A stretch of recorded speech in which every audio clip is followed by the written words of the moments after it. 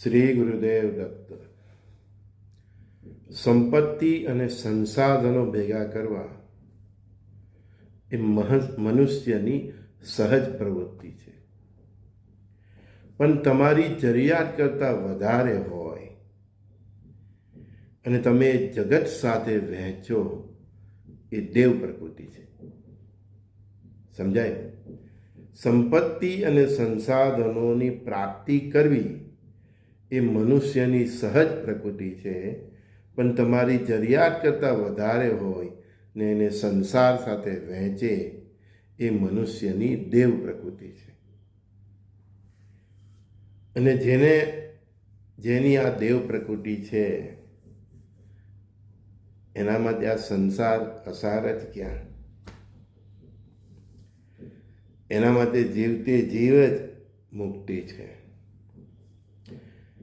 શાસ્ત્ર મત એ છે કે જેને આપો, જેને પણ તમારી પાસે અતિ છે તો તમે એમાંથી જેને પણ આપો એનું ચરિત્ર પણ પવિત્ર હોવું જોઈએ. કારણ કે લક્ષ્મી પવિત્ર છે, એકદમ પ્યોર છે. તમારી પાસે ધન ધાન્ય સમુદ્રી આરોગ્ય આયુષ્ય અને ભક્તિ ત્યારે આવે છે કે જ્યારે તમારું જીવન પવિત્ર છે. તો આવનાર લક્ષ્મી તમારી પાસે પવિત્ર છે અને એ જ્યારે અતિ હોય છે એમાંથી તમે જ્યારે પણ જેને પણ આપો છો, વહેંચો છો, દાન પુણ્ય કરો છો, તો એ લેનારનું ચરિત્ર પણ પવિત્ર હોવું જોઈએ. તો અયોગ્ય ચરિત્રહીન વ્યક્તિને આપેલું દાન એ લક્ષ્મીને પણ અપવિત્ર કરે છે અને આપનારને પણ એના પાપના ભાગીદાર બનાવે છે. દાન કરો છો, મદદ કરો છો, કરો, સારું કામ છે. તમારી પાસે અતિ છે તો કરો, પણ જેને દાન આપો છો, જ્યાં તમે મદદ કરો છો, પડેલાને તમે ઊભા કરો છો, એ વ્યક્તિનું ચરિત્ર પણ જોવું જોઈએ. કારણ કે તમારી પાસે લક્ષ્મી જે આવે છે ધન ધાન્ય સમુદ્રી આરોગ્ય આયુષ્ય અપાર ભક્તિ સ્વરૂપે, તે ચરિત્ર તમારું પવિત્રતા જોઈને આવે છે. એટલે આવનાર લક્ષ્મી પવિત્ર છે. તો એ જ્યારે તમે આપો તો જેને આપો એનું પણ કેરેક્ટર જરાક જોઈ લેવું જોઈએ. આપણે બધા તિરુપતિ બાલાજી જે શેરડી સાંઈબાબા જેટલા પણ ભારતના પ્રતિષ્ઠિત મંદિરો જે સોમનાથજી, 12 જ્યોતિર્લિંગ જેટલા પણ પ્રસિદ્ધ છે, ત્યાં આપણે એક ભક્ત એની ભગવાન પ્રત્યેની ભક્તિને કારણે કંઈ ને કંઈ દાન પુણ્ય દાન પેટીમાં કે પછી ટિકિટ બારી પર એટલે દાનની જે ઓફિસ હોય ત્યાં જઈને કંઈ ને કંઈ ફંડ લખાવે છે. આ બધું ફંડના માલિક કોણ છે? પરમાત્મા. તમે મંદિર બનાવ્યું, તમે સંસ્થા ઊભી કરી એટલે તમે માલિક નથી. કારણ કે ત્યાં જે કંઈ પણ દર્શન કરવા આવે છે, જે પણ વ્યક્તિ આવે છે, તે ત્યાં વિરાજમાન ભગવાન પ્રત્યેની એની શ્રદ્ધાને કારણે આવે છે. આજે સોમનાથ મંદિરે કોઈ પણ દર્શન છે, ભલે એનું નિર્માણ કોઈ જેને પણ કર્યું હોય, કે તિરુપતિ બાલાજી હોય કે શેરડી સાંઈબાબાનું મંદિર હોય, એમાં જે કંઈ પણ દાન ફાળો વ્યક્તિ નાખે છે તે એ પરમાત્મા પ્રત્યેનો એનો ભક્તિભાવ, એના હૃદયમાં એનું જે સ્થાન છે એના કારણે એ શ્રદ્ધાથી દાન પેટીમાં દાન નાખતો હોય છે, પૈસા નાખતો. ભગવાનને કોઈ દાન નથી કરતો. ત્યાં જે ભગવાનની મૂર્તિની આગળ જે કંઈ પેટી હોય છે તેમાં એ પૈસા નાખતો હોય છે. તે એના ભગવાન પ્રત્યેના સમર્પણ ભાવ ભક્તિભાવને કારણે નાખે છે. તો એ બધા પૈસાનો માલિક કોણ થયો? એ પરમાત્મા. પછી સાંઈબાબાના સ્વરૂપે હોય, ગજાનન મહારાજના સ્વરૂપે હોય, દત્તાત્રેય ભગવાનના સ્વરૂપે હોય, કોઈ જલારામ બાપાના સ્વરૂપે હોય, બરાબર? તો જે વિવિધ પરમાત્માએ જે લીલા કરી એના રૂપ જે છે એ વિવિધ રૂપે રહેલા પરમાત્માને જોઈને એ વ્યક્તિએ ત્યાં મંદિરમાં રહેલી પેટીમાં દાન નાખે છે કે ટ્રસ્ટના એકાઉન્ટમાં નાખે છે. તો એ જે કંઈ પણ ધન સંપત્તા છે એનો માલિક પરમાત્મા છે. એટલે એ સંસ્થાના ટ્રસ્ટીઓએ એ પૈસાનો ઉપયોગ બહુ વિવેકપૂર્ણ કરવો જોઈએ. અમારા જે ગુરુદેવ હતા એ આખા વર્ષનો હિસાબ એમના ઈષ્ટદેવ એટલે ગજાનંદ મહારાજના ચરણ સમક્ષ રખતા હતા. આશ્રમ ભલે ઊભો કર્યો પણ મંદિર કોનું બનાવ્યું? ગજાનંદ મહારાજનું. તો ત્યાં આવનાર જે કંઈ પણ ભક્તો જે કંઈ પણ દાનપેટીમાં નાખતા કે આશ્રમમાં જે કંઈ પણ દાન આવે તે કોના હિસાબે આવે? ગજાનંદ મહારાજ પ્રત્યેની લોકોની ભક્તિને કારણે આવે. ગજાનંદ મહારાજનું સેગાંવમાં બહુ મોટું મંદિર છે. તિરુપતિ પછી સેકન્ડ એનો નંબર આવે. તો એવી મોટી સંસ્થાઓમાં જે કંઈ પણ દાન આવે છે, ઇવન તમારી સોસાયટીમાં તમારા ચોરાહા પર જે મંદિર છે એમાં જે કંઈ પણ દાન આવે છે એનો પૈસોના માલિક એ ભગવાન છે, એટલે પરમાત્મા છે, પરમ શક્તિ છે. પછી મંદિર કોઈએ પણ બનાવ્યું, આશ્રમ કોઈએ પણ બનાવ્યું હોય, એનો ઉપયોગ એને પરમાત્માના કાર્યોમાં જ કરવો જોઈએ, નહીં કે પોતાનું પરિવારનું ભલું કરવા માટે. ભગવાન તમને નિમિત્ત બનાવે છે. તમે મંદિર બનાવો, આશ્રમ બનાવો, કે તમને અવતારી પુરુષ તરીકે જન્મ આપે છે તમને, અને જેને અવતારી પુરુષ તરીકે જન્મ નથી આપ્યો એવા લોકો પણ આજકાલ સાધુ સંત થઈ ગયા છે, અને લોકો એમના પ્રભાવમાં આવીને દાન કરતા હોય છે. તો એ દાન એ સાધુ સંત માટે નથી. ત્યાં આગળ જે ઈષ્ટદેવ છે એને એના પર જે શ્રદ્ધા છે એટલે આપતા હોય છે. તો એના માલિક પરમાત્મા છે. તો તેના જે સાધુ સંતો હોય કે કોઈ પણ આપણા જેવા સામાન્ય ટ્રસ્ટીઓ હોય, એણે આ સમજીને એ પરમાત્માનો પૈસો છે તો એનો પરમાત્મા એટલે કે જે આપણા પરસ્પર દેવભાવથી જોઈએ તો આપણા બધાની અંદર એ જ પરમાત્મા રહેલો છે. તો સમાજના લોકોના કલ્યાણ માટે કરવો જોઈએ. હોસ્પિટલો ખોલવી જોઈએ, દવાખાનાઓ ખોલવા જોઈએ, બરાબર ને, ગૌશાળાઓ ખોલવી જોઈએ, એટલે એવા સારી શાળાઓ ખોલવી જોઈએ, યુનિવર્સિટીઓ ખોલવી જોઈએ, અને એની ફી પણ મામૂલી હોવી જોઈએ અથવા તો નિઃશુલ્ક હોવી જોઈએ.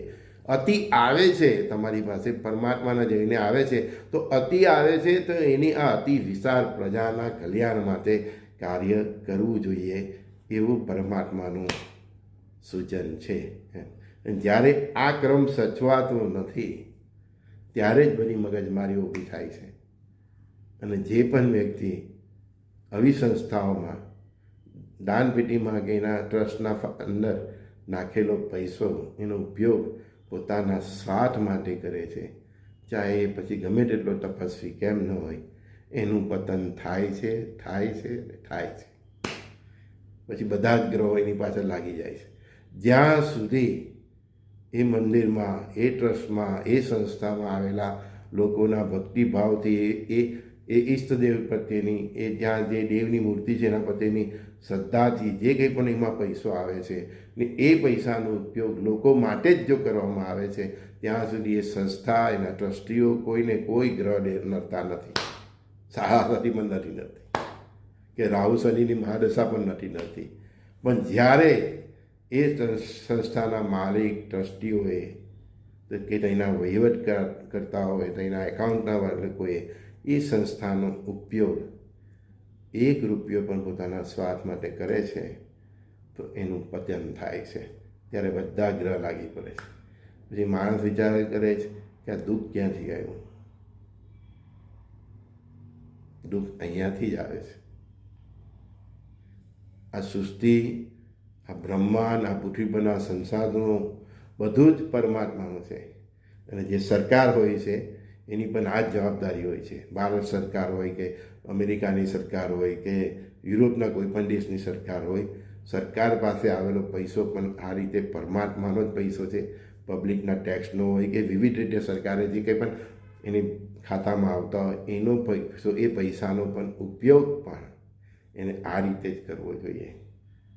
નહીં તો પછી એ વહીવટકર્તાઓને નડે છે, બહુ રીતે નડે છે. એના પર એક વિશાળ વિડીયો થઈ જાય તો મને ઓછો છે. કર્મ, એની ગહનતા અને પવિત્રતા બહુ સૂક્ષ્મ છે. લક્ષ્મી આમ તમારે ઘરે નથી આવી જતી. તમે ગમે તેમ કરીને કમાયેલું હોય તે ધનનું પણ દાન તમે કોઈને કરો છો તો એની પણ એ જ ગતિ થવાની. એટલે લેનાર, હું તો અમારા ગુરુદેવ પાસે શીખ્યો છું કે લેનાર વ્યક્તિએ, તમે કોઈ પ્રોગ્રામ કરો, આજકાલ કોઈ પણ આપણે સાર્વજનિક ઉત્સવો કરીએ, બરાબર ને, કે તમારા મંદિર કે સંસ્થા માટે તમે જ્યારે દાન પણ લો તો દાન આપનાર વ્યક્તિનું પણ ચરિત્ર કેવું છે એને કઈ રીતે ધન એકઠું કર્યું છે એ પણ જોવું જોઈએ. પાપની કમાણીથી કમાયેલું ધન અને એ જ્યારે સંસ્થાઓમાં દાન રૂપે આવે છે ત્યારે એના સંસ્થાના કાર્યોમાં પણ કોઈ અમી નથી રહેતી, કોઈ તેજ નથી રહેતું, અને એ સંસ્થાની પવિત્રતા ત્યાં બેસેલા ઈશ્વરી તત્વમાં ધીરે ધીરે લોપ આવતો જાય છે. પછી ભક્તો આવેલા 1000 વખત પગે લાગે ને તો પણ કોઈનું કાંઈ ટાંચું નથી, કારણ કે પરમાત્મા વિષ્ણુ સ્વરૂપે ત્યારે જ ત્યાં રહે છે,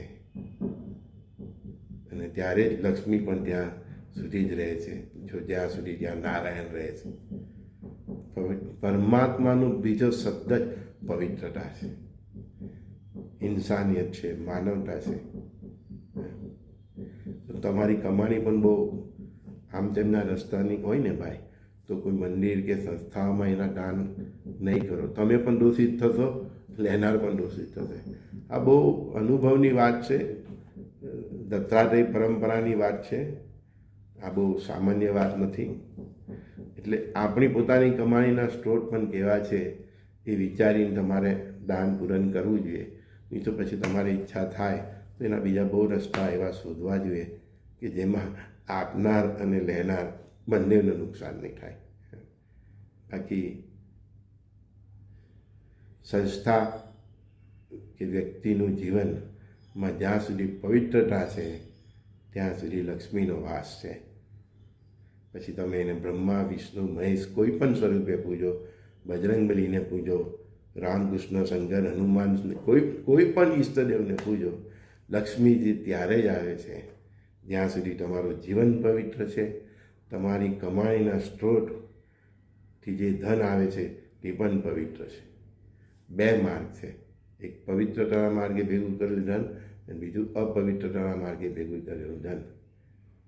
પવિત્રના માર્ગે ભેગું કરેલું ધન તમારી ઉન્નતિ તો કરે છે, તમારા પરિવારની તો ઉન્નતિ કરે છે, તમારા રાષ્ટ્રની પણ ઉન્નતિ કરે છે.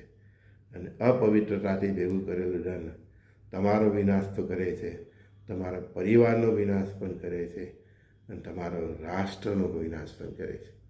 આ યુરોપ ને અમેરિકા અને અંગ્રેજો ને મુગલોએ જે કંઈ પણ ધન ભારતને કે ભારતની જેવી સંસ્કૃતિઓને લૂંટીને ભેગું કર્યું છે, તો એમને પણ એના કર્મ ભોગવવાનો સમય આવી જ ગયો છે. કર્મ કોઈને પણ છોડતું નથી. ચાલો, વિડીયો બહુ લાંબો થઈ જશે. ટોપિક તો એક જ હતો કે સંપત્તિ અને સંસાધનો ભેગા કરવા એ મનુષ્યની સહજ પ્રવૃત્તિ છે, પરંતુ એ જ્યારે જરૂરિયાત કરતાં અતિ આવે છે તમારી પાસે ને એને એ સંસારમાં દેવત્વ કામોમાં જ્યારે વહેંચે છે ત્યારે એ વ્યક્તિ પણ દેવત્વ ધારણ કરે છે, અને એના કાર્યોથી જે કોઈને પણ ફાયદો થાય છે એને પણ દેવત્વ પ્રાપ્ત થાય છે. શરત એ જ છે કે વ્યક્તિનું જીવન પણ પવિત્ર હોવું જોઈએ, એનો ધન અર્જિત કરવાના રસ્તા પણ પવિત્ર હોવા જોઈએ. ત્યારે વ્યક્તિ, સમાજ અને એક સમૃદ્ધ રાષ્ટ્રનું નિર્માણ થાય છે. બહુ ગહન વિષય છે. એક બે વાર સાંભળશો તો પણ કદાચ નહીં મગજમાં ઉતરે, ઘણાને ઉતરી જાય તો પરમાત્માની કૃપા છે. પણ સત્ય આ જ છે કે આ બ્રહ્માંડ સત્ય પર ટકેલું છે, આ બ્રહ્માંડ પવિત્રતા પર ટકેલું છે, આ બ્રહ્માંડ માનવતા પર ટકેલું છે. તો એમ જ આ સૂર્ય, ચંદ્ર, મંગળ, બુધ ગ્રહ અને બ્રહ્માંડમાં આટલા જેટલું અબોજો માઇલનું જે કંઈ પણ બ્રહ્માંડનો ઘેરાવો છે, એને કઈ દિવ્ય શક્તિના તપ અને તેજથી એ બધું અવકાશમાં એમ જ અદ્ધર ફરે છે, પોતાની સમયચક્રમાં ફરે છે. ગુરુના ગ્રહ તો 12-13 મહિને રાશિ બદલે છે, મંગળ 12 મહિને રાશિ બદલે છે, શનિદેવ હજી 3 વર્ષે.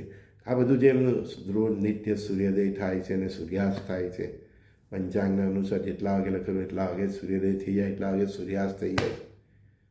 તો આ બધું જે કંઈ પણ નિયતિથી ચાલે છે, એક ફિક્સ પ્રોગ્રામથી ચાલે છે, સર્જન અને વિસર્જન ચાલે છે, એ બધાની પાછળનું પરમાત્માની પરમ શક્તિનું કારણ એ જ છે પવિત્રતા.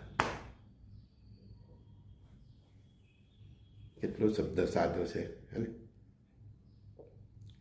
પણ એ શબ્દની તાકાત કેટલી છે. તમે ગમે તેટલી તપસ્યા કરો, માળા કરો, જપ કરો, હવન કરો, પણ જો તમારી પવિત્રતા છે આટલું કરેલું હશે ને ભાઈ, તો પણ આકાશ જેટલું એનું ફળ મળશે. અને ગમે તેટલું જપ, તપસ્યા, અનુષ્ઠાન, હવન કરો, પણ પવિત્રતા ન હોય ને તો આટલું કર્યું હોય ને ભાઈ, તો પણ એનું આટલું જ ફળ મળશે. પવિત્રતા શબ્દ બહુ સરળ છે, પણ એની ઊંડાણ બહુ જ ઊંચી છે, બહુ ઊંડી છે. મળીએ ત્યારે સંજય ગોરીવાલાના સર્વે સખાઓ મિત્રોને પ્રણામ. પ્રાતઃકાળ સત્સંગમાં આપણે હંમેશા મળતા રહે, ભગવાનની ઈચ્છા છે ત્યાં સુધી સત્સંગ કરતા રહીએ. અને તમને આ સત્સંગ ગમે, તમારે કોઈ મિત્રો હોય તો એની સાથે શેર કરજો. અને બને તો તમે પણ જ્યાં પણ બેઠા હોય ત્યાં આ રીતે સત્સંગ કરો, તો આ રાષ્ટ્રનું નિર્માણ આ ફરીથી થશે, આ સંસ્કૃતિનું ફરીથી એની ઉજાસ પ્રાપ્ત કરશે. અને પરમાત્માની એક કાર્યમાં આપણે ડાયરેક્ટલી કે ઇનડાયરેક્ટલી એના હાથ બનીએ અને ફરીથી આ સોને કી ચિડિયાનો દેશ, સનાતન ધર્મની ધરોહરના દેશને ફરીથી આપણે ઉજ્જવલિત કરીએ. નાનામાં નાની વ્યક્તિ પણ એમાં આ રીતે એનો સિંહ ફાળો આપી શકે છે. જેમ હું પ્રયત્ન કરું છું તેમ તમે સર્વે જગ્યાએ કરો. હું મેક્સિમમ લોકો સાથે પહોંચવામાં જ આ યુટ્યુબ ચેનલ કે ફેસબુકનો ઉપયોગ કરું છું. તમે પણ તમારી રીતે આ બધી સગવડો જ્યાં સુધી છે, ઇન્ટરનેટ, યુટ્યુબ, ફેસબુક, એનો ઉપયોગ કરીને એક રાષ્ટ્ર નિર્માણ, સનાતન ધર્મની પુનઃસ્થાપના, રામ રાજ્ય જેવું ફરીથી આપણો દેશ બને અને વ્યક્તિઓના ચરિત્ર ઉજ્જવળ બને, રાષ્ટ્ર પ્રેમ વધે, એવું પ્રયત્ન તમે કરો તો એક માણસને પણ માણસ બનાવો ને ભાઈ, એક મંદિર બનાવવા જેટલું પુણ્ય લાગે છે.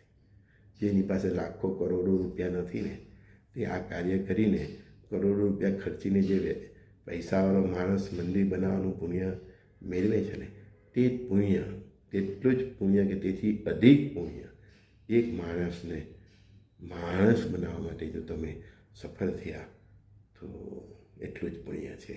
એવા શ્રી ગુરુદેવના વચન છે, શ્રી દત્તાત્રેય ભગવાનના આશીર્વાદ છે, પરબ્રહ્મના આશીર્વાદ છે. તો આવો આપણે બધા એ નેક કાર્યમાં જોડાઈએ અને દરેક જણ એક મંદિર બનાવવાનું પુણ્ય પ્રાપ્ત કરે અને આ રાષ્ટ્રને ફરીથી સોનાની ચિડિયાનો દેશ બનાવીએ, આ સંસ્કૃતિને ફરી ઉજ્જવળ કરીએ.